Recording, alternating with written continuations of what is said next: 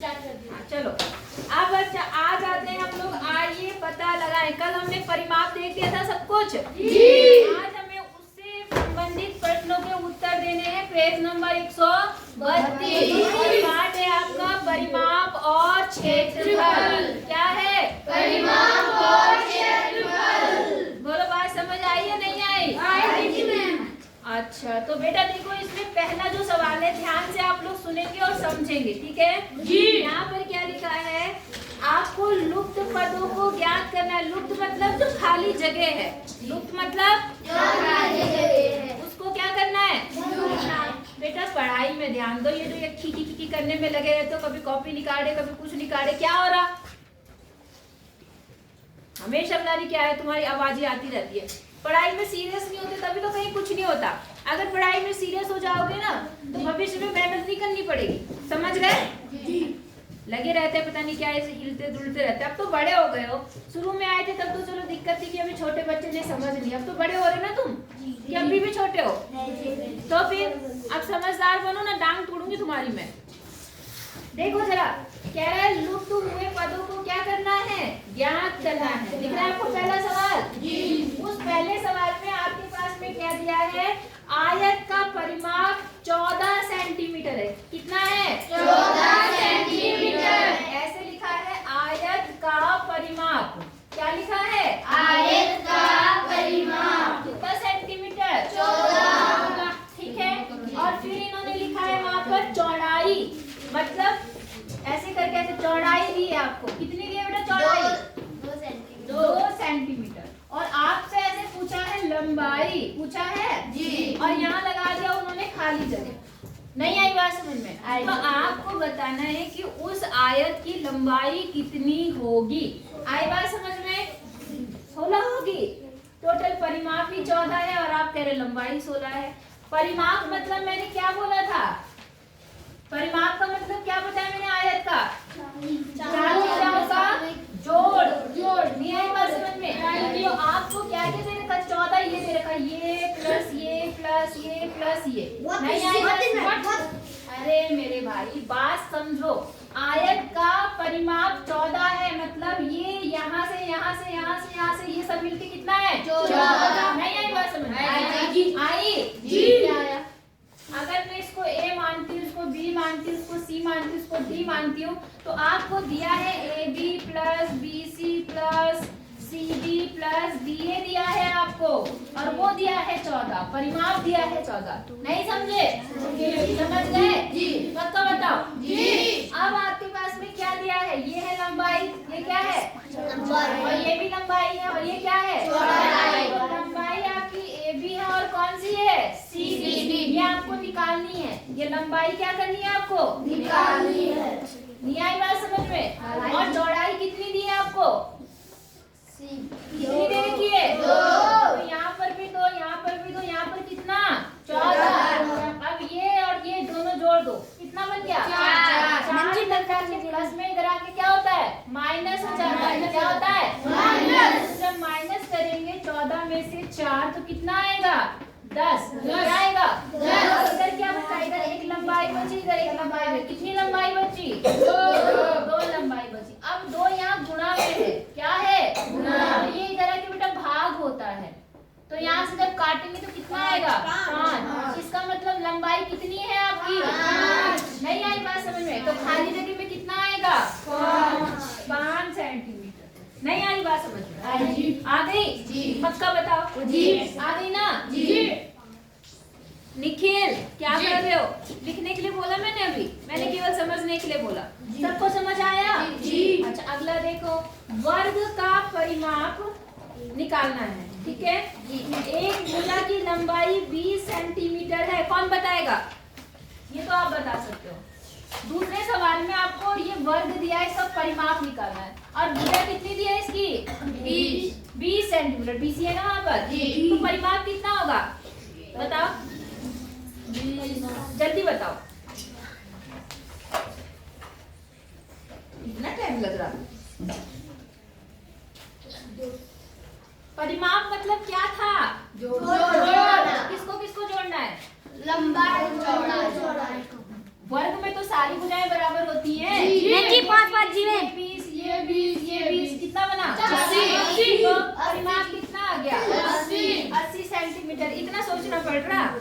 परिमाप कितना हो गया? 80। नहीं आई बात समझ में? आई जी। तो समझते ही नहीं हो तुम लोग। अच्छा अगला देखो, अब आयत का परिमाप निकालना है जिसकी लंबाई 12 है और चौड़ाई कितनी है? 3। तीसरे सवाल में जो उसका तीसरा पार्ट है उसमें लंबाई कितनी दे रखी है? 12 और चौड़ाई 20। उत्तर होगा। अरे मेरी बात तो सुन लो, तुम अपने आप ही चल रहे हो। लंबाई कितनी है? 12 सेंटीमीटर मीटर मीटर। और चौड़ाई कितनी है? 3 मीटर। आपको इस आयत का परिमाप निकालना है। आपको ये 12 दे रखा और ये 3 दे रखा। अब बताओ 30 जी मैम। 30। कितना आएगा? 30। समझ आ गया? 2 बार इसको जोड़ो, 2 बार इसको जोड़ो और दोनों को जोड़ लो। नहीं आई बात समझ में? मैंने बताया था ना परिमाप का मतलब। भूल गए? ओ ये तीनों ही चारों, ये तीनों ऐसे क्या बैठ रखे हो? समझ आ रहा कुछ कि नहीं आ रहा? एक तो रोज स्कूल आओ, समझ गए तुम लोग? जब रोज स्कूल नहीं आओगे यहाँ पे आके बस करते रहोगे। जो पढ़ाई करते हैं तो उसे ठंडा नहीं लगता और ना उसे कोई चीज एहसास करती है। समझ आ रही बात? अब तुम तो बस ऐसे बिठो बैठ रखे। कॉपी कहाँ है तेरी? किताब कहाँ है तेरी? बता। कॉपी कहाँ है? कहाँ है कॉपी? है? कॉपी कहाँ है? किताब कहाँ है? किताब कहाँ है? क्यों नहीं है? पूरा साल खत्म हो गया तुम्हारे पास किताब नहीं, तेरी कहाँ है?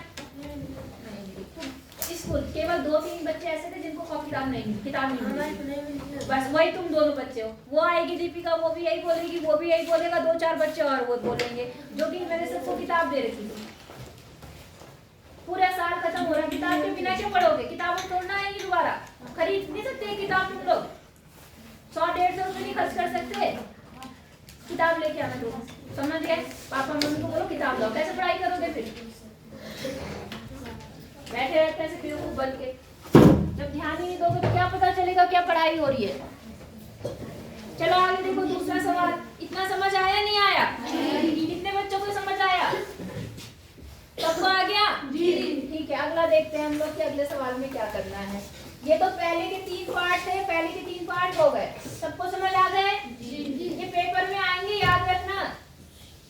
कहीं तुम सोचो कि बस ऐसे ही फालतू में मजाक चल रहा है। अगला देखते हैं हम लोग दूसरा सवाल। दूसरा, इसमें क्या बोला बेटा कि तार के टुकड़े का प्रयोग करके एक आयत बनाया गया है। किसका प्रयोग करके? तार के टुकड़ों का, जिसकी भुजा की लंबाई 5 सेंटीमीटर और 3 सेंटीमीटर है। समझ गए आप लोग? उस तार को लिया और उसको मोड़ दिया आयत की तरह। कैसा मोड़ा? आयत की तरह। तो उसकी जो लंबी भुजा है वो 5 सेंटीमीटर है और जो छोटी चौड़ाई है वो कितना है? 3 सेंटीमीटर। यदि तार को सीधा करके एक वर्ग बना दिया जाए, समझ गए? अब तार को क्या कर दिया? फिर से सीधा करा और एक वर्ग बना दिया। क्या बना दिया? वर्ग। तो आपको बताना है कि वर्ग की भुजा की लंबाई क्या होगी। सवाल समझ आया कि नहीं आया? आ गया? पक्का? एक मिनट जरा मेरे को कोई तार मिले तो मुझे क्या लकड़ी मिले तो। तार है, ये वो तार है। ये क्या है? तार। अब आप मुझे बताना कि दोनों केस में क्या चीज सेम है। मैं इसे मोड़ती हूँ और एक आयत बनाती हूँ। क्या बनाती हूँ? आयत। चलो मैंने आयत बनाया इसे मोड़ के, ठीक है? ये थोड़ा थोड़ा समझना कि हाँ भाई आयत है कि नहीं है। ऐसे ऐसे और ऐसे। कुछ लग रहा है आयत जैसा? ये एक आयत है। इसकी एक भुजा 5 सेंटीमीटर आई और दूसरी भुजा 3 सेंटीमीटर आई। बात समझ में? अब इन्होंने इसको फिर से खोल दिया और खोल के एक वर्ग बना दिया। क्या बना दिया? वर्ग मतलब जिसकी क्या होती है? चारों भुजाएं बराबर। सबको समझ आ रहा है? नहीं आ रहा है? ये बन गया वर्ग। अब उसने कहा ये जो वर्ग बना इसकी भुजा कितनी आ रही है आपको ये बताना है। आई बात समझ में? अब मुझे ये बताओ इस दोनों ही चीज में जो 2 आकृति मैंने बनाई, एक आयत और एक वर्ग, इसमें दोनों चीज में क्या चीज समान था? बस वो बता दो, आपका आंसर निकल जाएगा। किसकी लंबाई? आयत की नहीं, इस तार की लंबाई। मतलब इस जो भी से आकृति बनी वो दोनों आकृति इसी तार से बनी ना। तो इसका ये जो लंबाई है तार की वो दोनों के लिए क्या है? समान है। क्या है? समान। लंबाई ही आपका परिमाप होती है, लंबाई क्या होती है? परिमाप। जैसे ही आप इसे ऐसे मोड़ देते हैं ऐसे, तो ये एक जो आकृति का रूप लेता है उससे हम इसका क्या, उसी लंबाई को तो बोलते हैं ये प्लस ये प्लस ये प्लस ये परिमाप, यही बोलते हैं ना हम लोग। तो परिमाप का मतलब ये चीज, लंबाई। नहीं आई बात समझ में? सबको आ गई? जी नहीं आई? आ गई। अब देखो क्या है, जब आपने, अभी हम ये देखते हैं कि पहले कि हमने कितना बड़ा तार प्रयोग किया, क्या बनाने के लिए? आयत बनाने के लिए। नहीं आई बात समझ में? आ गई। तो उन्होंने जो इस तार से आयत बनाया है वो ऐसा बना है, जो इसमें क्या है 3 सेंटीमीटर, और ये कितना आया? तो ये भी कितनी होगी? और ये कितना होगा? मैंने 26 जी 16 वेरी गुड। तार की लंबाई कितनी आई? 16 सेंटीमीटर। नहीं आई बात समझ में? अब इसी 16 सेंटीमीटर इसको मोड़ के आपने वर्ग बनाया है कि नहीं आया? तो वर्ग की भुजा, वर्ग की लंबाई, यहाँ पे लिखो वर्ग वर्ग का परिमाप। परिमाप मतलब वही, किसकी लंबाई? तार की लंबाई। इसकी लंबाई वो कितनी है? 16 ही है, क्योंकि वो जितनी इसकी आई लंबाई वही तो किसकी आएगी? वर्ग की आएगी। नहीं समझे? अब वर्ग की भुजा का जो, सॉरी, वर्ग का परिमाप जो होता है वो क्या होता है? कोई बताएगा मुझे? बताओ, कल बताया। Very good. क्या होता है? 4 गुना भुजा। तो मैं यहाँ लिखती हूँ 4 गुना, लिखती हूँ मैं भुजा। क्या लिखती हूँ? 4 गुना भुजा। और इधर तो 16 रहेगा। ये 4 यहाँ गुणा में इधर आके होगा भाग। क्या होगा? भाग। यहाँ से आपकी जो भुजा है वो 4 भागों में बट गई। इस तार को हमने 4 भागों में क्या कर दिया? बांट दिया, भाग कर दिया। तो भाग करने पर 16/4 कितना आएगा बताओ? 16 को 4 से भाग करके कितना आएगा? जल्दी बताओ। 4 की पार्ट में 16 कितनी बार में आता है? 4। तो 4 सेंटीमीटर आ गई उस वर्ग की भुजा। किसकी? जो इस तार को मोड़कर बनाया था। सवाल समझ आया नहीं आया? पक्का बताना। जी। हो गया? जी। हो जाएगा? जी। करने से आई, ध्यान दे रहे हो? लग तो नीरज नीचे क्या देख रहे हो? ये किताब है जी। तो किताब क्यों देख रहे हो? मैं यहाँ बता रही तो समझ आया नहीं आया? आया जी। उतारना है जी, उतार लो, फिर अगला बताती हूँ। कर रोक देना थोड़ा। चलो, तीसरा सवाल है। अब देखिए, आप बताएंगे एक त्रिभुज का परिमाप। परिमाप मतलब तीनों भुजाओं का परिमाप। जोड़। तीनों भुजाओं का जोड़ वो दिया है। कितना दिया है? 55। और 2 भुजाओं की लंबाई दे दी, एक 20 है और एक कितनी है? 14। तो तीसरी कितनी होगी? कौन बता सकता है? जल्दी से शॉर्टकट, फिर बाकी करके मैं बता दूंगी। क्या करेंगे? कोई बताएगा? हाँ, जोड़ के। Very good. जोड़ के क्या करेंगे? कितने में से? 55 में से 20 और 14 को घटा देंगे। तो 20 और 14 कितना बना? 24। 34 में किसमें से घटाएंगे? 50 है ना? करने का तरीका ऐसे लिखेंगे त्रिभुज का परिमाप। क्या लिखेंगे? त्रिभुज का परिमाप। पहले लिखो त्रिभुज की एक भुजा। त्रिभुज ऐसे बनाना, त्रिभुज की एक भुजा। एक भुजा 21। Very good. त्रिभुज की एक भुजा कितनी है बेटा? 21। एक भुजा बताओ जो दी हुई है। अरे ये दी है 20 दे रखी। त्रिभुज की दूसरी भुजा कितनी है बेटा? 14। फिर लिखो त्रिभुज का परिमाप। त्रिभुज का परिमाप लिखने का तरीका बेटा ऐसे करो। परिमाप कितना दे रखा? 55। आप यहाँ लिखो परिमाप क्या होता है? तीनों भुजाओं का योग। परिमाप क्या होता है? तीनों भुजाओं का योग। तो आपकी पहली भुजा 20 है, दूसरी भुजा कितनी है? 14। और तीसरी भुजा हमें निकालनी है, मैं उसको लिख ले रही हूँ तीसरी भुजा। समझ आया नहीं आया? बराबर 55। अब 20 और 14 कितना बना? 34 बराबर प्लस तीसरी भुजा। लिखने का तरीका बेटा ऐसा होगा, ठीक है? तीसरी भुजा बराबर 55। अब यहाँ प्लस में इधर आके क्या होता है? माइनस। तो यहाँ लिखेंगे तीसरी भुजा। क्या बनी बेटा? 83 है 89 55 माइनस 34। बेटा तुम कुछ कह रहे हो? नहीं जी 16 21 सेंटीमीटर बनी जी मैम। कितने सेंटीमीटर? 21 सेंटीमीटर। तुम्हारा हाँ गुड। हो जाएगा बेटा जी। अगला देख लें कि ना देखें? देख ले। Very good. अब आपके पास चौथे है, बाद में उतारना बेटा, अभी उतारने के टाइम दूंगी मैं। अगला देखो, एक आयताकार पार्क जिसकी लंबाई 50 मीटर है। कितने मीटर है? 50। आपके पास एक आयताकार पार्क है और उसकी लंबाई आपको दी हुई है कितना मीटर? 150। 150। ऐसा एक पार्क है। कौन सा सवाल है? चौथा। लंबाई 150 मीटर है उस पार्क की, ठीक है। और दूसरा क्या चीज दिया है? चौड़ाई कितनी दी है? 120 मीटर। अच्छा बेटा समझ लो, आपका एक बगीचा है, ठीक है, जिसकी लंबाई 150 मीटर और चौड़ाई 120 मीटर है। इसके चारों ओर 40 मीटर प्रति रुपए 40 प्रति मीटर की दर से बाड़ लगाने का खर्चा निकालना है। बहुत आसान सवाल है, ऐसे सवाल बार बार आएंगे, ध्यान से समझना। आपको लगाना है इसके चारों तरफ क्या? बाड़। क्या लगानी है? आपको अपने बगीचे के चारों तरफ तार लगाने, बाड़ लगानी है। आई बात समझिए? तो आपको कितने लंबे तार की जरूरत पड़ेगी, पहले तो वो बताओ। कितने लंबे तार की जरूरत पड़ेगी? 270। कितने? 270।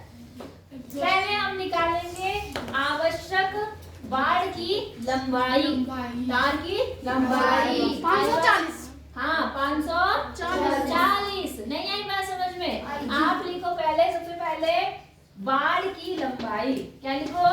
बाड़ की लंबाई। जो बाड़ आप लगाना चाहते हो उसकी लंबाई, तो वो लंबाई क्या होगी बेटा? ये प्लस ये प्लस ये प्लस ये, हाँ या ना? जी। तो कितना? 150 प्लस 120 प्लस 150 प्लस 130। समझ आया नहीं आया? तो आपने जब इसे जोड़ा तो आपने क्या बोला, कितना बनेगा बताओ? 540। 540 मीटर की बाड़ चाहिए आपको। नहीं आई बात समझ में? कितना तार चाहिए? 540। अब ये तब तार आप खरीद के लिए आए तो आपको इसे लगवाना भी है, किसी को रखोगे लगाने के लिए। तो उसने क्या बोला? उसने बोला, देखो यहाँ लिखा है रुपए 40 प्रति मीटर। इसका मतलब समझते हो? क्या बोला उसने? रुपए 40 प्रति मीटर, ऐसा लिखा हुआ वहां पर। इसका मतलब समझो, प्रति का मतलब होता है एक। प्रति का मतलब क्या होता है? एक। प्रति मतलब एक। प्रति मीटर मतलब 1 मीटर। 1 मीटर। अगर कोई 1 मीटर तार बाड़ बनाता है आपकी, तो वो कितने रुपए लेता है आपसे? 40। 40 रुपए लेता है। कितने रुपए लेता है? 40। 2 मीटर तार बाड़ बनाएगा तो कितने रुपए लेगा? 80। 3 मीटर 120। आई बात समझ में? तो हमारी कितने लंबी तार बाड़ है? 540। आई बात समझ में? यहाँ लिखो तार बाड़, ऐसे लिखो तार बाड़ को। तो यहाँ पर हमारी जो बाड़ की लंबाई है वो कितनी है?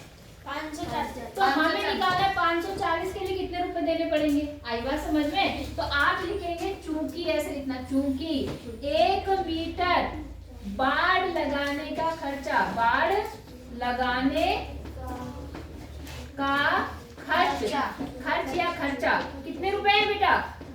200। 1 मीटर का कितने रुपए? 40। इसलिए हमारा कितना मीटर है? 540 मीटर बाड़ लगाने का खर्चा। 40 से इसको क्या कर देंगे बताओ? इससे 40 को क्या करेंगे? भाग नहीं, एक कर दिया हो, ज्यादा निकालना तो गुणा करना। तो 540 गुणा 40। अब जरा गुणा करो जरा, 0 0 4 16 और 4 20 21। कितना आया? 21। बताओ कितने रुपए बने? 21,600। कितने? 21,600। मतलब अगर आप चाहते हो आपकी बाड़ बन जाए तो पूरा खर्चा बनाने में कितना रुपया आया? 21,600। कितने रुपए देने हैं आपको? आई बात समझ में? ऐसे ही कभी आपको अपने घर के आसपास आपके बगीचों में बाड़ लगानी होगी तो आप भी नहीं करना, पहले अपने चारों तरफ नापना कितना बगीचा है लंबा, और उसके बाद उतना लंबा तार लेके आना। फिर जो लगाने वाला है उससे पूछ लेना कितने रुपए के हिसाब से लेगा वो। आई बात समझ में? अगर वो तार लेके आएगा तो अच्छी बात है। और मुझे ये लगता है जो लगवाना चाह रहा था ना वो यहाँ पे इस सवाल में क्या है, आपको उसने आपने केवल उसको ये बताया कि मेरा बगीचा इतने मीटर लंबा तार लगाना है, इतने मीटर लंबी तार बाड़ करने कितना खर्चा आएगा, तो वो तार भी लेके आएगा और लगाएगा भी, और टोटल 21,600 में लगा के आपको दे देगा आपका बगीचा तैयार। समझ आया नहीं आया? है जी। आसान है नहीं है? जी। हो जाएगा जी। अगला देखें, ये उतार दो। तो उतार लो, फिर अगला देखते हैं। 5वां सवाल देखेंगे।